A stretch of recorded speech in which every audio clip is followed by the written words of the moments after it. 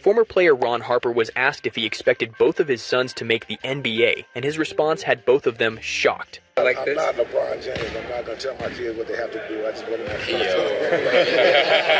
play and enjoy the game and whatever. Bronny James, he's 7 for 28 in 4 preseason games from the field. He's 2 for 13, I believe, from three-point range. He's got 8 assists and 8 turnovers. He's moving into year 2. This guy is not an NBA player. You know, when it comes to basketball, it's the greatest accomplishment that I've ever had. Done it all as an individual, but there's no greater accomplishment that would be able to overtake me being on the same floor as my son. So. I'm not LeBron James. I'm not going to tell my kids what they have to do. I just want them to The 2026 NBA All-Star Weekend just served us something way more entertaining than the actual game itself. And no, we're not talking about Kawhi Leonard going absolutely nuclear on the court. Oh, winner. He is scorching. We're talking music, about Ron Harper casually obliterating LeBron James with music. One perfectly executed verbal kill shot that's got the entire music basketball world talking. I'm not LeBron James. I'm not going to tell my kids what they have to do. Let's set the stage here. It's All-Star Weekend in San Francisco. The Harper music family, Ron Sr., Ron Jr., and the electrifying 19-year-old rookie Dylan Harper just competed in the Shooting Stars competition. They're sitting at the podium doing the standard media availability thing. Music, reporters are lobbing softballs. Everyone's relaxed. The boys are clowning their old man about missing layups. Music, standard family banter, right? Then someone asks Ron Sr. a simple question. When Dylan and Ron Jr. were born, music, was this the vision? Did you see them becoming NBA players? Did you dream of this moment? And that's when Ron Harper dropped an absolute nuke. I'm, snorts, not LeBron James. I'm not going to tell my kids what they have to do. The disrespect, music, the precision, the absolute surgical nature of that response. Ron Harper didn't just, music, answer the question. He ethered LeBron James in front of the entire basketball world without even raising his voice. No hesitation, no music filter. Just pure uncut truth delivered with the casual confidence of a music man who won 5 consecutive NBA championships. And the best part, look at Dylan Harper's reaction. Music. The 19-year-old rookie can barely contain himself. His face says everything. That's the look of a son who just, music, watched his dad completely annihilate the biggest name in basketball with zero regard for human, music, life. Because here's what Ron Harper just said without actually saying it. LeBron James didn't let Bronny choose his own, music, path. LeBron made it about himself. LeBron turned his, music, son's basketball journey into the LeBron James Ego, music, tour. Dragging Bronny through the circus of manufactured, music, legacy building and, music, forced father-son narratives that nobody asked for. And Ron Harper, he let his sons become who they wanted to be. The contrast, music, couldn't be more devastating. Let's talk about the Harper boys for a second. Ron Jr., yeah, he's bouncing around the league a bit. He's on his 3rd team in 4 years with the Boston Celtics. Not every player, music, becomes a superstar, and that's perfectly fine. But Dylan Harper, this kid is the real deal. Watch out. Watch out. Watch out. Watch out. Watch out. 2nd overall pick in the 2025 NBA draft behind only Cooper Flagg. 19 years old. Already averaging 11 points per game for a San Antonio Spurs team that's absolutely terrifying right now. The Spurs have the 3rd best record in the NBA. They're only 2 games behind Oklahoma City for the number 1 seed. They've beaten the Thunder 3 times already this season. Victor Wanyama, Chris Paul running the offense, and now Dylan Harper developing into a legitimate, music, weapon. This team is built for a deep playoff run. And Dylan Harper earned his spot on merit, not because his daddy hijacked an organization. Now, music, let's pivot to the LeBron and Bronny situation because this is where things get absolutely ugly. LeBron James spent years telling anyone with ears that he would definitely, absolutely, 100% play with one of his sons in the NBA. He made it his mission, his destiny, his legacy. And when the time came, he forced the Los Angeles Lakers, a franchise with 17 championships with a legacy built by Magic Johnson, Kareem Abdul-Jabbar, Kobe Bryant, and Shaquille O'Neal, to draft Bronny James with the 55th pick overall in 2024.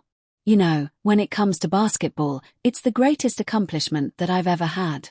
Done it all as an individual, but there's no greater accomplishment that would overtake me being on the same floor as my son. Bronny James, a kid who was realistically the 100th ranked prospect in college basketball. A player who had no business being drafted that high. A young man who, by all accounts, should have spent more time developing his game before entering the league. But LeBron wanted his moment. LeBron wanted his crowning achievement. So the Lakers complied.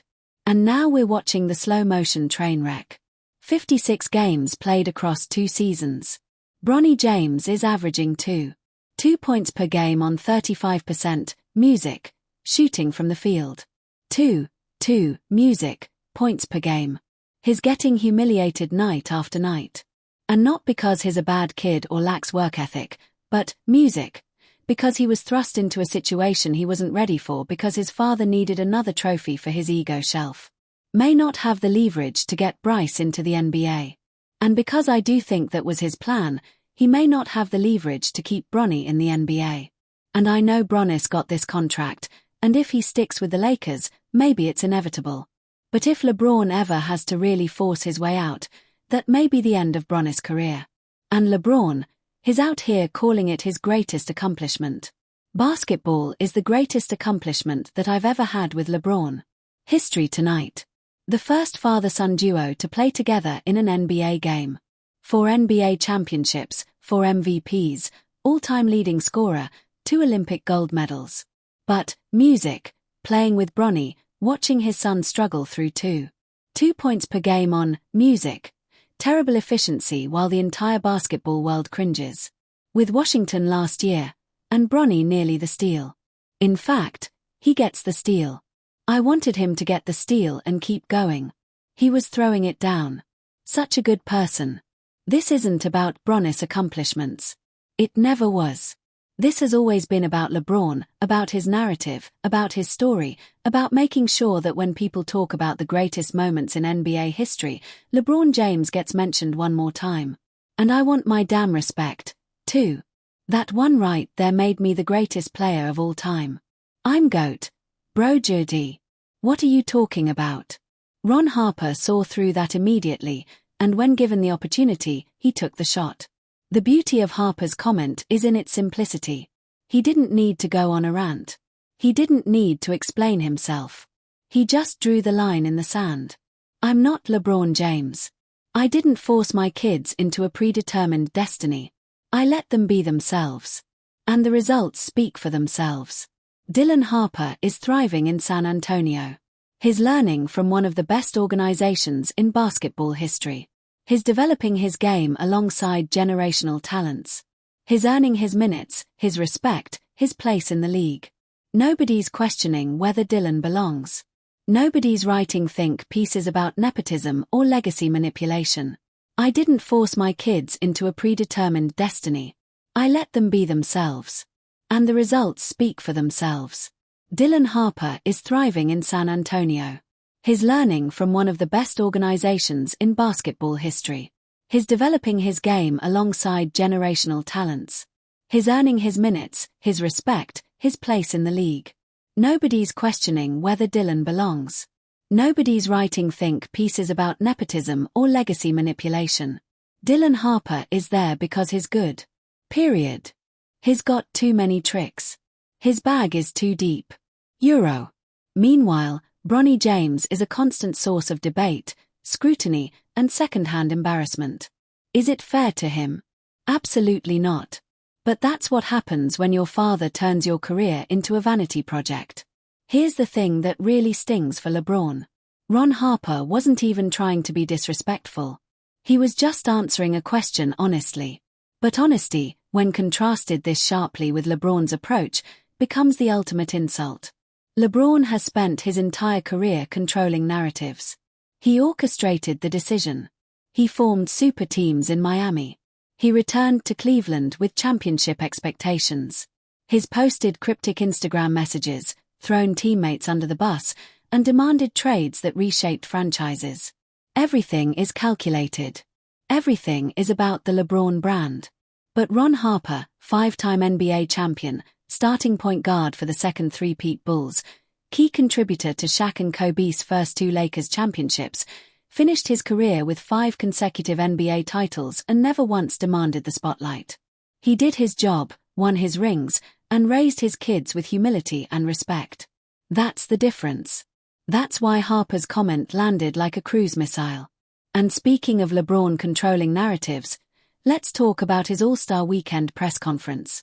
The man who loves talking about himself, who will gladly discuss his greatness at any opportunity, who shows up to events with live goats and throws crowns on his head, suddenly got annoyed when asked about his playing future. I want to live. When I know, you guys know. I don't know. I have no idea. I just want to live, that's all. Oh, LeBron just wants to live. Poor guy. Can't handle one question about next season. Too invasive. Too personal. Just let him exist in peace. This is the same man who orchestrated an entire ESPN special to announce where he'd play basketball. The same guy who literally trademarked Taco Tuesday. The same player who posts workout videos with dramatic music and inspirational quotes every off-season. But one question about his future, that's crossing the line. The hypocrisy is staggering. Ron Harper's comment exposed everything wrong with the LeBron James approach to fatherhood and legacy. It revealed the fundamental difference between letting your children forge their own paths and forcing them into the roles you want them to play. Dylan Harper gets to be Dylan Harper. Bronny James will forever be LeBron's son. And that's the tragedy here. Bronny might have had a completely different career trajectory if his father hadn't made everything about manufacturing a historic moment. Maybe Bronny develops in the G League for a few years. Maybe he works on his game overseas. Maybe he becomes a solid role player on his own timeline. But we'll never know because LeBron needed his legacy moment right now. Ron Harper didn't need that. His legacy was secure. 5 championships, 15-year career, multiple 20-point-per-game seasons, played alongside Michael Jordan and Kobe Bryant. He had nothing left to prove. So when his son showed basketball talent, he simply encouraged them, supported them, let them grow. And now Dylan Harper is a legitimate NBA talent on a contender. And Ron Jr. continues his journey in the league. The 2026 All-Star Weekend will be remembered for a lot of things, but nothing will top Ron Harper's perfectly delivered, completely justified, verbal decimation of everything wrong with the LeBron and Bronny situation. Welcome to the modern NBA, where sometimes the most devastating moments don't happen on the court. They happen at a press conference delivered by a 5-time champion who simply chose to tell the truth. Ron Harper, Father of the Year, truth teller extraordinaire, and the man who just reminded everyone that real legacy is about what you build, not what you force. LeBron James just got schooled, and the teacher didn't even need to break a sweat.